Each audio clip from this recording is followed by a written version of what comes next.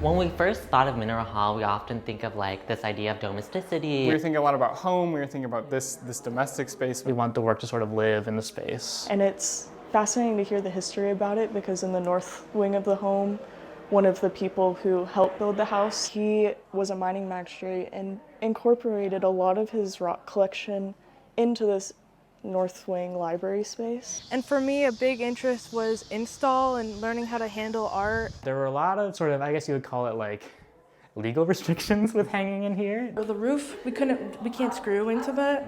So we had to like use either like command hooks or find creative solutions. We would keep on using the word lineage in the creation process, which I think is such a beautiful term. You know, like time and space, your environment, like characterizes the kind of work that is produced. Pretty far past alumni, recent alumni, and current students. Kind of KCAI family. Sort of a continuum of art that can be identified as like KCAI art. I've been wanting to find more opportunities and more spaces that we can work out of since we don't have a permanent home. We are at the KCAI Gallery Club. Yeah, it's about building experience, but we don't really get anything for this. It's for fun. It's because we like to do it. So casting shadows was an important part of this piece, and this tradition of like very elaborate rug making is what she's pulling from here. I wouldn't say I want to be a curator in the future, but I do think like these skills are very important. When you're actually, running it all with a small team, it feels a lot different than when you're just submitting it and then getting a response a few weeks later,